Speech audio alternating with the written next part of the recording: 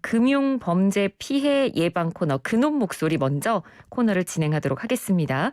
금융감독원 불법금융대응단 안신원 수석조사역 전화 연결돼 있습니다. 조사역님 안녕하세요. 네, 안녕하세요. 네, 급하게 전화드렸는데 감사합니다. 네. 네, 저희가 지난 시간에도 2주 전에도 이 시간을 통해서 말씀을 드렸는데 7월 7일부터 법정 최고금리가 20%로 인하가 됐습니다. 그런데 지금 현재 대출을 받고 계시는 분들 중에 대출금리가 20%를 내 대출금리가 20%를 초과하는지 아닌지 잘 모르시는 분들도 좀 많으시고요. 특히 대부업체나 불법사금융 이용하시는 분들은 높은 이자를 내고 있는데도 최고금리를 이게 초과하는지 아닌지 잘 모르시는 분들도 많다고 들었거든요. 이 법정 최고금리 20%라는 게 연이자율을 뜻하는 거죠? 네, 말씀하신 대로 다 알고 있다고 생각하실 수도 있지만 의외로 정확한 금리를 계산하기 어려운 경우가 종종 있습니다. 네. 법정 최고금리인 20%는 연이자율을 의미하고요.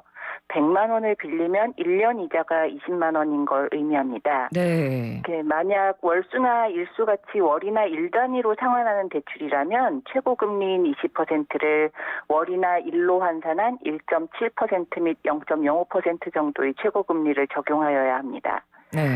가끔 상담하시는 분들 중에서는 간혹 100만 원을 한 달 빌리는 경우에 한 달간 이자가 20만 원 이하만 되면 불법이 아닌 것으로 오해하시는 분들도 있는데요. 100만 원을 한 달 빌리는 경우에는 이자가 약 16,700원을 초과하여서는 안 됩니다. 네. 물론 제도권 금융회사를 이용하시면 이런 일이 별로 없겠습니다만 가끔 공증 비용을 명목으로 혹은 수수료를 명목으로 일정 금액을 제외하고 대출금을 또 지급하는 경우가 있다고 하더라고요. 이런 경우에는 이자율 계산은 어떻게 하면 되나요? 네, 대부업자가 선이자를 사전에 공제하는 경우에는 그 금액을 제외하고 채무자가 실제 받은 금액을 이자율의 분모인 대출금으로 산정해야 합니다. 네. 또한 분자가 되는 이자에는 수수료, 사례금, 연체이자 등 명칭이 무엇이든지 간에 대출과 관련해서 대부업자가 받은 것은 모두 포함해서 계산하여야 합니다. 다만 담보 제공 시 사용되는 담보권 설정 비용이나 신용정보업자에게 지불하는 신용조회 비용은 이자에 포함되지는 않습니다. 네, 그렇군요. 설명만 들어서는 약간 좀 어려우실 수도 있으니까 구체적으로 예를 하나 들어서 좀 자세히 얘기를 해주시면 좀 더 이해하기가 편할 것 같습니다. 네, 그러면 제일 많이 접수되는 피해 유형을 가지고 설명을 드리도록 하겠습니다. 급전이 필요했던 A씨는 미등록 대부업자로부터 일주일 후 80만 원을 상환하는 조건으로 50만 원을 빌렸는데요.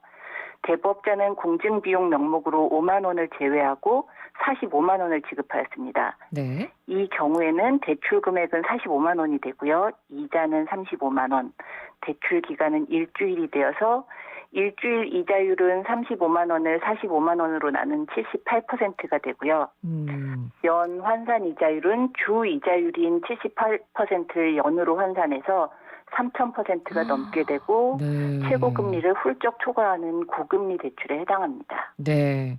그러니까 생각보다 금리를 계산하기 어려운 경우가 많기 때문에 또 이런 약간 빈틈을 노린 사기도 좀 기승을 부리는 것 같고요. 그리고 이용하시는 분들도 이런 부분을 좀 충분히 어려워하실 수도 있을 것 같습니다.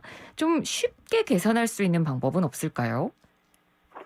일수나 월수같이 정기적으로 동일한 금액을 상환하는 정형화된 대출 유형의 이자율은 이자율 계산기를 통해서 계산해 보실 수 있습니다. 네. 서민금융 133이라는 사이트가 있는데요. 서민금융 133 사이트의 불법금융 대응 코너에서 제공하는 이자율 계산기를 이용하시면 이자율을 편하게 계산하실 수 있습니다. 네. 그 온라인 포털에서 서민금융 1332를 검색하시면 됩니다. 그런데 이제 상환 기간이나 금액이 일정하지 않은 경우에는 개별적으로 이자율을 계산하여야 해서 조금 복잡해지실 수는 있습니다. 네. 서민금융 1332 기억해 두시고 검색해서 여기서 이자율 계산해 보실 수 있다고 하니까요. 참고하시면 되겠습니다. 자, 만약에 그러면 내가 고금리 피해를 좀 당한 것 같다라는 생각이 든다면 어떻게 대응을 하면 좋을까요? 네, 최고금리를 위반하였는지 아닌지 헷갈리시는 경우에는 금융감독원 불법사금융신고센터 1332로 문의하시면 최고금리 위반 여부를 안내해드리고 있습니다. 또한 채무자 대리인 등 법률 구제제도 연계나 불법자 형사처벌을 위한 수사 의뢰도 해드리고 있으니까 고금리 피해가 의심되는 경우에는 금융감독원 불법사금융신고센터 1332로 연락 주시기 바랍니다. 네, 채무자 대리인 제도. 저도 좀 처음 듣는 것 같은데 좀 더 자세하게 이 제도에 대해서 설명도 해주시죠. 네, 정부는 2020년 1월부터 미등록 등록 대부업자로부터 불법 추심 피해가 있거나 법정 최고금리 초과대출을 받은 피해자를 대상으로 채무자 대리인 및 소송 변호사 무료 지원 제도를 시행하고 있습니다. 최고금리 위반에 대한 반환 청구가 필요하거나 불법 추심으로 고통받고 있어도 비용이 없어서 대응이 어려우신 분들이 있을 수 있는데요. 이런 경우 채무자 대리인 및 소송 변호사 무료 지원 제도를 통하여 도움을 받으실 수 있습니다. 네. 무료 지원 제도를 신청하시면 법률구조공단의 변호사가 채무자 대리인으로 선임돼서 대부업자로부터의 직접 추심 연락 등이 금지되고 최고금리 초과 금액을 반환받는 소송이나 법률 상담을 지원해드리고 있습니다. 금융감독원 홈페이지나 불법사금융신고센터 1332를 통해서 신청할 수 있으니까 도움이 필요하신 분들은 꼭 신청하시기 바랍니다. 네, 불법 추심에 혹시 시달려서 힘드신 분들이라면 이런 좋은 제도를 통해서 꼭 도움을 받으셨으면 좋겠고요. 자, 채무자 대리인 신청할 때 또 유의해야 될 사항을 알려주시면 또 도움이 많이 될 것 같은데 어떤 것들이 있을까요? 네, 보통 불법사금융 피해를 당하시는 분들은 채권자의 주소나 정확한 이름을 모르시는 경우가 많습니다. 네. 그래도 이제 채권자의 연락처 정도는 아셔야만 채무자 대리인 제도의 도움을 받으실 수 있다는 점을 꼭 말씀드리고 싶고요. 불법 추심을 증명할 수 있는 통화 녹취나 문자 기록 또는 고금리 대출임을 입증할 수 있는 대출 계약서나 입출금 상환 내역 등을 제출하시면 보다 많은 법률 구제가 가능할 수 있으니까 평소에 이런 것들 잘 챙기시는 게 좋겠습니다. 네, 알겠습니다. 자, 그리고 마지막으로 이 고금리 대출이라도 지금 워낙 상황이 어려워서 필요하신 저신용자분들이 분명히 계실 겁니다. 그런 분들에게 끝으로 좀 유의사항을 당부해 주신다면요.